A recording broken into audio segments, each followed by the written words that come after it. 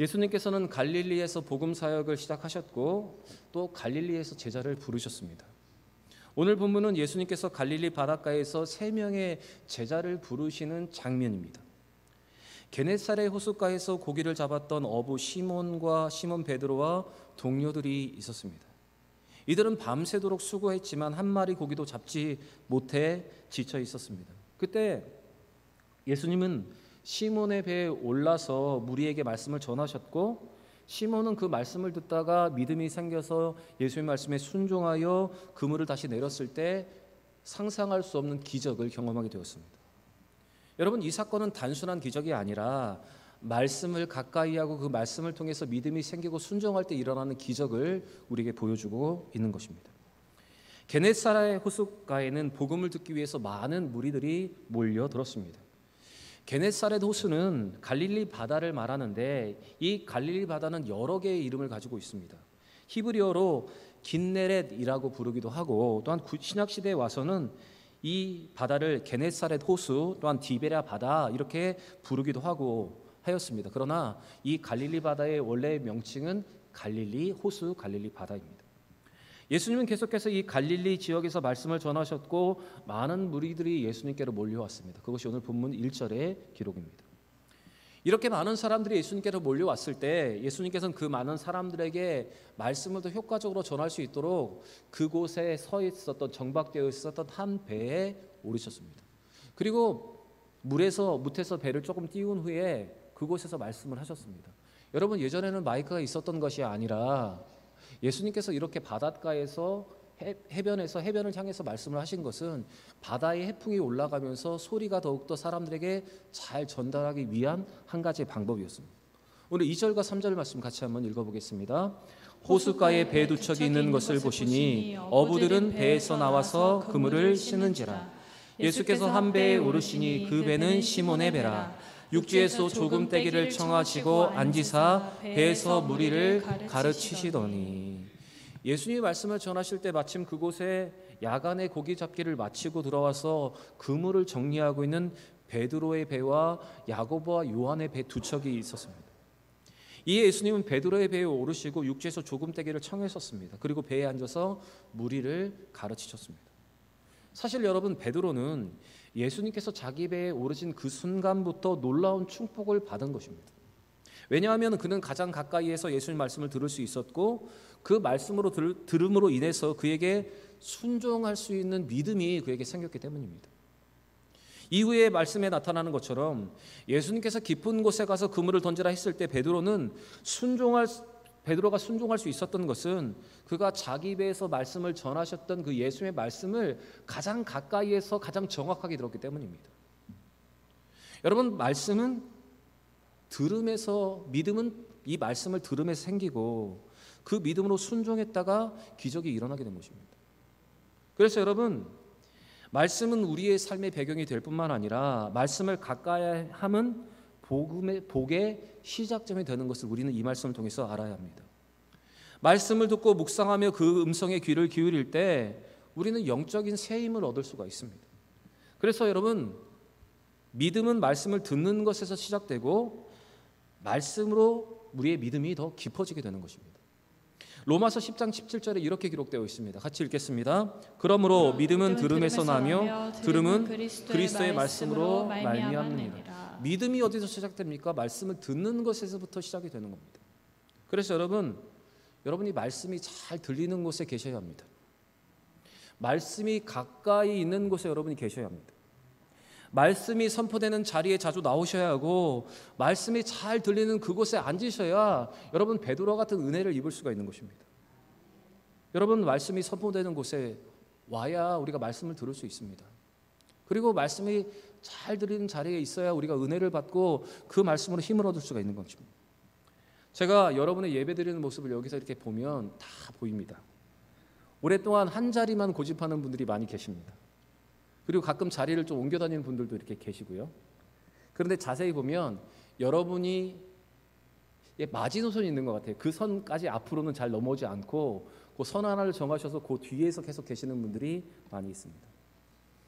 여러분이 아시는 것 같이 우리 교회는 음향이 사실 별로 좋지가 않습니다. 그래서 저도 이렇게 가끔 뒤에 앉아보면 어떤 자리는 말씀이 잘 들리고 어떤 자리는 약간 웅웅거리며 들리는 자리가 있습니다.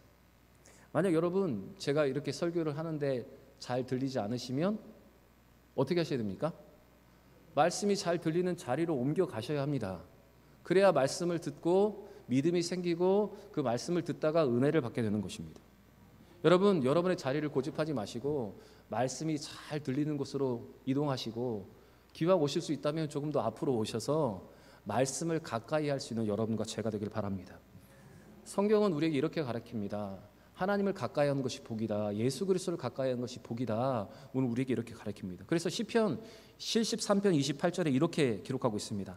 하나님을 가까이 함이 내게 복이라. 누구를 가까이 하는 거요? 하나님을 가까이 하는 것. 그런데 하나님을 가까이 하는 것이 무엇일까 한번 생각해 보시면 요한계시록 1장 3절에 이렇게 기록되어 있습니다. 같이 한번 읽겠습니다. 이 예언의 말씀을 읽는 자와 듣는 자와 그 가운데 기록한 것을 지키는 자는 복이 있나니 때가 가까우니라. 여러분, 하나님을 가까이 하는 복이 어떤 복입니까? 하나님의 말씀을 듣고 하나님의 말씀을 지키는 자, 그것이 바로 복 있는 자의 모습입니다. 여러분, 그래서 예배 자리에 나오는 것이 복이고 말씀을 듣는 것이 복이며 말씀을 지켜가는 것이 복인 것입니다. 사실 우리는 말씀을 가까이 하는 자로 새로운 삶의 질서를 가지고 이제 세상을 향한 복음의 증인으로 부름을 받았습니다. 우리는 하나님의 말씀을 믿고 예수를 영접하며 하나님의 자녀가 되었습니다.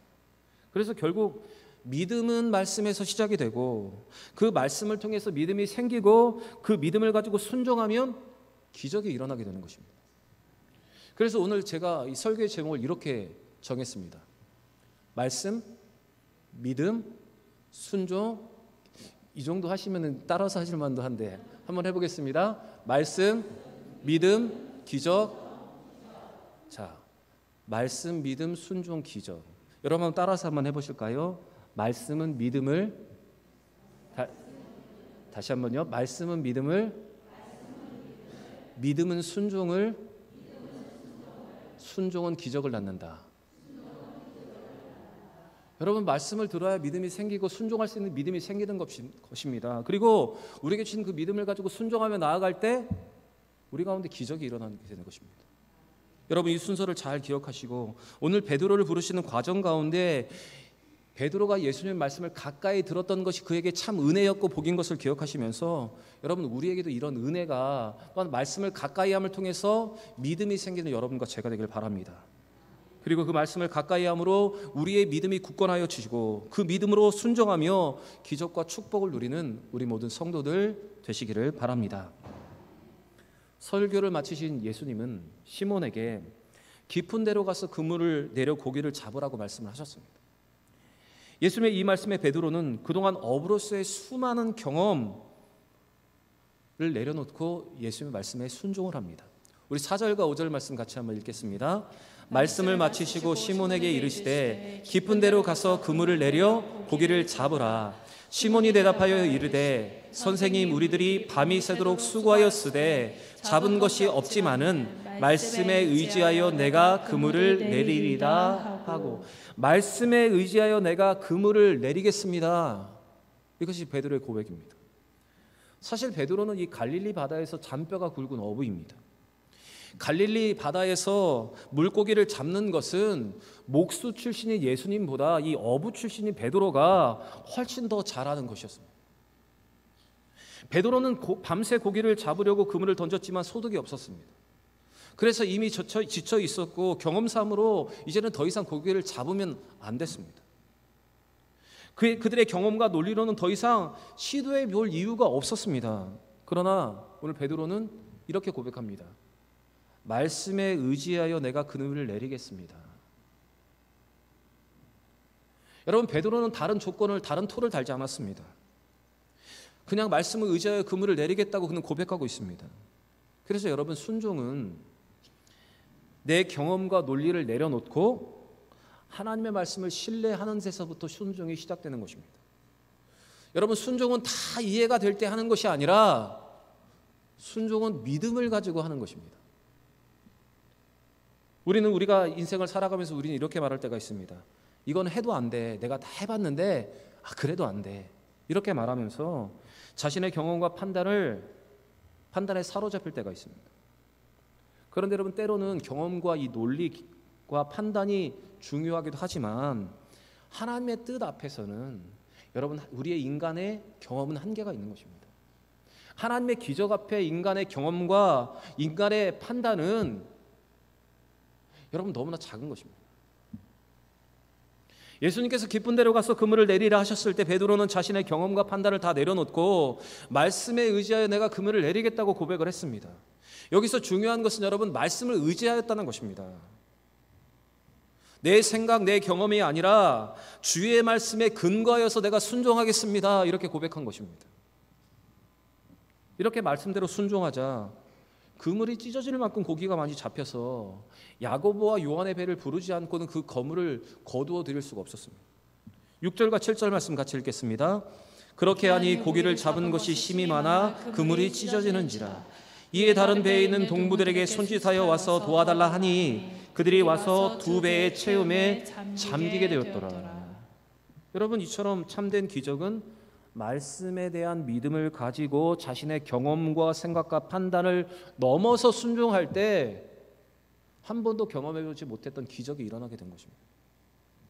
그런데 사실 여러분, 이런 순종은 쉽지가 않습니다. 왜냐하면 그동안 우리는 수많은 것을 경험했고 우리가 많은 것을 체험했기 때문에 그렇습니다. 그런데 여러분, 그래서 이와 같은 순종에는 무엇이 필요한가 하면 믿음이 필요한 것입니다.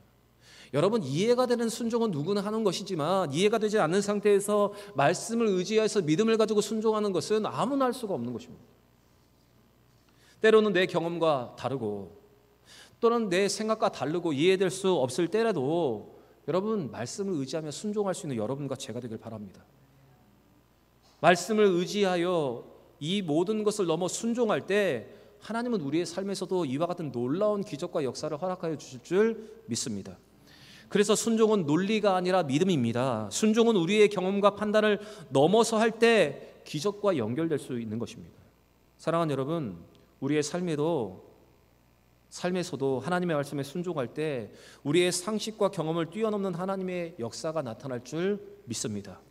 혹시 지금 내 경험, 내 판단, 내 논리로 인해서 아직도 하나님의 말씀에 순종하지 못하고 있는 것이 있다면 오늘 베드로처럼 말씀에 의지하여 순종과 결단을 내릴 수 있는 여러분과 제가 되기를 바랍니다. 오랫동안 신앙생활을 해왔지만 아직도 순종하지 못하는 그 부분이 있다면 오늘 베드로처럼 그 경험과 한계와 논리를 내려놓고 하나님의 말씀에 의지하여 순종함을 통해서 놀라운 기적과 그 역사를 경험하는 우리 모든 성도들 되시기를 바랍니다.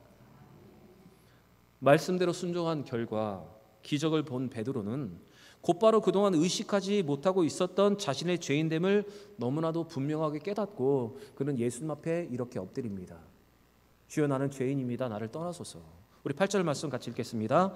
시몬 베드로가 이를 보고 예수의 무릎 아래서 엎드려 이르되 주여, 나를 떠나소서. 나는 죄인이로소이다. 기적을 본 베드로의 반응을 한번 잘 보시기 바랍니다. 주여, 나를 떠나소서. 나는 죄인입니다. 이 고백은 예수님의 신성 앞에 자신의 죄인됨과 한계를 깊이 자각한 것을 의미하는 것입니다. 베드로는 밤새도록 고기를 잡지 못했던 자신의 경험과 논리가 예수님의 말씀 한마디에 무너지는 기적을 경험하면서 예수님이 단순히 말씀을 가리키는 선생님이 아니라 하나님의 권능을 지닌 메시아임을 분명하게 깨닫게 된 것입니다. 이 순간 베드로는 자신이 거룩하신 문 앞에 설 수 없는 죄인임을 뼈저하게 느끼고 두려움과 경외심 속에서 예수님을 자신에게서 떠나시라고 지금 요청하고 있는 것입니다. 기적을 본 베드로의 반응은 스스로가 죄인임을 깨닫고 겸손하게 그 앞에 엎드려지고 있는 것입니다. 사실 여러분, 하나님께서 우리에게 기적을 베푸시는 목적이 있습니다.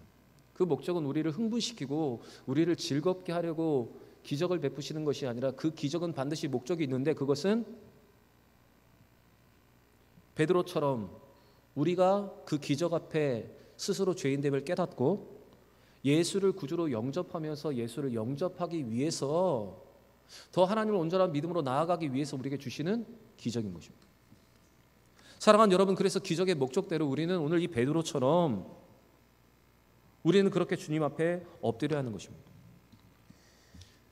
베드로와 같은 반응을 구약 성경에도 여러 번이 나오고 있는데 이 베드로와 같은 유사 반응을 한 사람이 있습니다. 이사야 6장 5절의 말씀을 보시면 이사야는 하나님을 대면하게 하나님을 만나게 됩니다. 그때 이사야의 반응은 스스로 죄인임을 고백하며 화로다 나여 망하게 되었도다 고백하는 것입니다. 여러분, 하나님의 임재를 경험하고 하나님의 살아계심을 경험한 사람들에게 나타나는 특징이 무엇인가 하면 스스로가 죄인임을 깨닫게 되는 것입니다. 또 욥기 42장 5절과 6절에 오늘 새벽에 나눌 말씀인데 욥은 자신의 인생에서 하나님의 역사하심과 하나님의 살아계심을 다시 한번 깨닫게 됩니다. 고난을 통해서 그것을 깨달은 욥은 하나님 앞에 이렇게 고백을 합니다. 우리 같이 한번 읽어보겠습니다. 내가 주께 대하여 귀로 듣기만 하였사오나 이제는 눈으로 주를 배움나이다. 그러므로 내가 스스로 거두어 드리고 티끌과 재 가운데서 회개하나이다. 욥은 고난을 받을 동안에 하나님을 의심했지만 그는 하나님의 역사하심과 그 섭리를 뚜렷하게 보았습니다. 그동안은 지식적으로 알고 추상적으로 또 알았던 하나님을 이제는 직접 대면하게 되었다고 그는 이렇게 고백하고 있습니다. 그리고 곧바로 그가 한 것이 무엇인가 하면 그동안 자신의 연약함과 자신의 부족함을 하나님 앞에 회개하고 있는 것입니다. 여러분, 하나님과 예수 그리스도를 인격적으로 만난 사람들의 모습이 바로 이 모습입니다. 하나님과 예수 그리스도를 진정으로 인격적으로 만난 사람들의 반응이 바로 이것입니다. 여러분, 오늘 베드로와 같이, 오늘 이사야와 같이, 또한 욥과 같이 하나님을 제대로 깨닫고 예수 그리스도를 인격적으로 만난 사람들의 믿음의 반응이 여러분과 저에게도 있기를 원합니다. 하나님을 깊이 만나고 예수 그리스도를 인격적으로 만나서 이러한 믿음의 모습이 여러분과 저에게도 넘치기를 바랍니다. 예수님은 자신의 죄인됨을 깨달은 베드로에게 무서워하지 말라, 이제 후로는 내가 사람을 취하리라는 새로운 사명으로 그를 초대하셨습니다. 그것이 10절의 고백입니다. 우리는 이 말씀에서 하나님께서 누구를 사용하시는지, 어떤 사람을 통해서 하나님의 나라를 확장하시는지를 보게 됩니다. 하나님은 자신의 죄인됨을 인정하는 사람, 자신의 무능함과 연약함을 절감하는 자를 통해서 하나님의 나라를 이루어 가시는 것입니다. 하나님은 교만한 자가 아니라 자신의 무능함과 연약함을 고백하는 자를, 겸손한 자를 하나님이 사용하시는 것입니다. 출애굽기 4장 13절의 말씀을 보시면 하나님이 모세를 부르셨습니다. 그때 모세가 하나님 앞에 이렇게 대답합니다. 같이 한번 읽겠습니다. 모세가 이르되 오 주여 보낼 만한 자를 보내소서. 여러분, 모세가 한 고백이 무엇입니까? 하나님, 나는 부족합니다. 어떻게 나를 보내시려 합니까? 능력 많은 사람을 보내십시오. 이렇게 모세는 하나님 앞에 엎드렸습니다. 모세는 하나님 앞에 자신의 연약함과 무능함을 이렇게 고백하였습니다. 그런데 여러분, 모세가 어떤 사람입니까? 애굽의 왕자로 40년을 살았습니다. 그리고 미디안 광야에서 40년 동안 목자로 살았습니다. 여러분, 지식에서 경험에서 누구에도 밀리지 않은 모세였지만 그는 겸손하게 하나님 앞에 이렇게 섰습니다. 보낼 만한 사람을 보내소서. 그때 하나님은 모세를 이스라엘 목자로 선택하셨습니다. 여러분, 하나님이 사용하시는 사람은 베드로와 같이, 모세와 같이 자신의 부족함과 무능함을 인정하는 겸손한 사람, 하나님 앞에 자신의 죄인됨을 고백하면서 나는 아무것도 아니라고 말하는 사람을 하나님이 사용하시는 것입니다. 왜냐하면 이렇게 고백할 수 있는 사람은 끝까지 나의 나된 것은 내가 잘나서 된 것이 아니라 하나님의 은혜로 된 것이라고 고백할 수 있기 때문에 그렇습니다. 사랑하는 여러분, 오늘 이 베드로의 반응, 이 모세의 반응처럼 하나님 앞에 겸손한 자로 서서 하나님 앞에 사용받는 여러분과 제가 되길 바랍니다. 예수님께서 베드로와 야고보와 요한을 부르실 때 이 세 명의 제자들은 자기의 배와 그물과 잡은 물고기를 다 버려두고 예수를 따르게 됩니다. 11절 말씀 같이 읽겠습니다. 그들이 배를 육지에 대고 모든 것을 버려두고 예수를 따르니라. 여러분, 여기서 중요한 것은 모든 것을 버려두고 예수를 따랐다는 것입니다. 여러분, 지금 물고기가 얼마나 잡혔습니까? 배 두 척에 가득 찰 정도로 지금 물고기가 잡혔습니다. 그리고 지금 그들이 소유하고 있는 배는 여러분, 아무나 배를 소유하는 것이 아닙니다. 배 하나를 가지고 있으면 여러분, 부자나 다름이 없습니다. 어쩌면 그 배는 그들에게 전 재산일지 모릅니다. 그리고 이 배는 앞으로의 그들의 삶을 영위하는 데 꼭 필요한 것이었습니다. 그런데 이 모든 것을 버려두고 예수를 따랐다라고 이렇게 기록되고 있습니다. 지금 모든 것을 버려두고 하는 이 표현은 단순한 재산과 직업만 버린 것이 아니라 이전의 가치관과 삶의 방향과 우선순위를 모두 내려놓고 이제 예수님을 최우선에 놓고 따라갔다는 것입니다. 여러분, 이것이 바로 제자도의 본질입니다. 예수의 중심의 삶으로 바뀌는 것, 바로 이것이 제자도의 삶입니다. 이 본문을 읽을 때 우리는 한편으로 이렇게 생각을 합니다. 그날에 그 잡은 고기가 얼마나 많은데 그것을 팔아가지고 재산으로 하고 배도 좀 정리해가지고 돈을 좀 가지고 예수를 따랐으면 얼마나 좋을까. 여러분, 이렇게 한번 생각해 보시지 않습니까? 왜 그거를 버려도 그 아까운 것을 다 정리해서 가지고 가면 언젠가 쓸모가 있을 텐데 우리는 이렇게 생각을 합니다. 그런데 여러분, 누가가 그래도 똑똑한 사람인데 이렇게 기록한 목적이 있지 않겠습니까? 예수님을 따르는 진정한 회심은 소유와 가족 등 이전의 삶을 구속했던 모든 것에서부터 자유로워지는 것을 말합니다. 다시 잘 들으시기 바랍니다. 주님을 따르기 위해서 완전한 포기, 새로운 질서의 수용이 필요했기 때문에 누가는 이 부분을 이렇게 강조하여서 기록을 하고 있는 것입니다. 여러분, 참된 구원의 길을 발견한 자, 보배와 같은 의미의 삶을 찾은 자에게는 잡은 많은 고기, 또 배, 그물, 여러분 이런 것이 다 필요가 없고 아깝지 않은 것입니다. 사랑하는 여러분, 여러분과 저에게도 오늘 이 세 명의 제자들이 모든 것을 버리고 예수를 따라갔던 것처럼 우리의 완전 가치관의 완전한 변화와 인식의 변화가 일어날 수 있기를 바랍니다. 물론 우리가 이 세상에 살아가기 때문에 물질에서 자유할 수 없습니다. 재산에서 자유할 수 없습니다. 그러나 그동안의 모든 삶의 방식과 가치관을 이제 하나님 중심으로, 예수님의 중심을 두는 것이 여러분 믿음의 사람, 예수님을 따라가는 제자들의 참된 모습을 기억하시고 하나님의 나라의 가치를 두며 살아갈 수 있는 여러분과 제가 되길 바랍니다. 모든 것을 버려두고 예수를 따랐던 이 제자들의 모습처럼 우리가 추구해야 할 믿음의 본질이 무엇인가를 깨닫고 그 본질을 잘 붙잡고 따라갈 수 있는 여러분과 제가 되길 바랍니다. 사랑하는 여러분, 말씀을 가까이 하는 것이 우리에게 복입니다. 말씀을 들어야 믿음이 생기고 믿음이 있어야 순종하게 되고 순종해야 기적을 경험할 수 있기 때문입니다. 그리고 기적을 본 사람의 반응은 바로 하나님 앞에 나 자신이 죄인이며 나의 부족함을 깨닫고 하나님 앞에 자신의 모든 부족함을 고백하는 것이 여러분 진정한 진리를 깨닫는 사람의 모습인 것입니다. 또한 진리를 발견했다면 우리는 그것에 가치를 두며 살아가야 합니다. 오늘 주시는 말씀으로 말씀 중심, 예배 중심, 다시 한번 예수 중심으로 또한 하나님 나라를 중심으로 살아갈 수 있는 여러분과 제가 되길 바랍니다. 여러분 그동안 알고 깨닫고 알고 있지만 실천하지 못했던 말씀을 의지하여 순종하지 못했던 것이 있다면 오늘 이 기도의 시간을 통해서 우리의 연약함을 고백하시고 하나님의 말씀 앞에 온전히 순종함을 통해서 하나님 허락하신 그 은혜와 기적을 누리는 우리 모든 대형의 성도들 되시기를 우리 구주 예수 그리스도의 이름으로 간절히 축원합니다.